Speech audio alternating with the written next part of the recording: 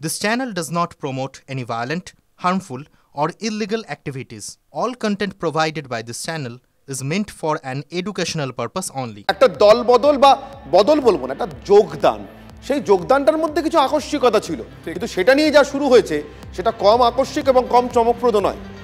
এবং সেটা নিয়ে কাদা ছোড়াছুড়ি এমন একটা জায়গায় গিয়েছে, তার কারণ ফুরফুরার পীরজাদা কাশেম সিদ্দিকী, আপনারা জানেন তিনি তৃণমূল কংগ্রেসে যোগ দিয়েছেন, এবং সেক্ষেত্রে শওকত মোল্লা একটু বেসুরো শোনাচ্ছেন, কারণ তিনি বলছেন যে এদের মানে কাদের উল্লেখ করছেন, উদ্দেশ করছেন বুঝতেই পারছেন, এদের বোধহয় রোজগারপাতি ভালো হচ্ছে না।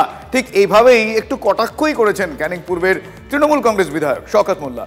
সোমবার কাশেম সিদ্দিকীর নাম তৃণমূলের সাধারণ সম্পাদক হিসেবে ঘোষণার পর ভাঙড় 2 নম্বর ব্লকে কর্মী সভায় এমনই মন্তব্য করে ফেললেন ক্যানিং পূর্বের বিধায়ক এবং ভাঙড়ের দায়িত্বপ্রাপ্ত তৃণমূল কংগ্রেস নেতা শওকত মোল্লা। গতকাল আবারও শওকত মন্তব্য করলেন, কাশেম সিদ্দিকী তৃণমূল কংগ্রেস নেতাকর্মী থেকে মন্ত্রীদের বিভিন্ন সময় সবচেয়ে বেশি সমালোচনা করেছেন, আর সেই পীরজাদারা তৃণমূল কংগ্রেসে যোগদান করছেন, এটাই তৃণমূল নেত্রীর সাফল্য। ফলে একদিকে কটাক্ষ, অন্যদিকে স্তুতিও রয়েছে।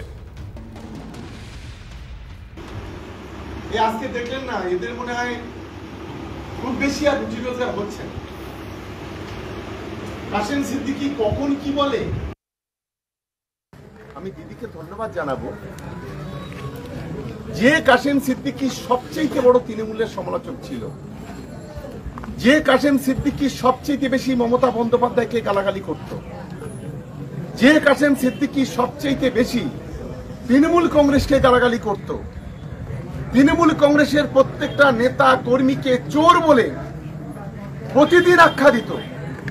কিন্তু আজকের তারা দলে দলে তৃণমূল কংগ্রেসে যোগদান করছে, এর একটা দিক থেকে প্রমাণ হয় যে আজকের মমতা বন্দ্যোপাধ্যায়, অভিষেক বন্দ্যোপাধ্যায় যে সরকার বা যে তৃণমূল কংগ্রেসের পার্টিটা চালাচ্ছে, সঠিক রাস্তায় মমতা বন্দ্যোপাধ্যায় হাঁটছে বলে আজকের এরা দলে দলে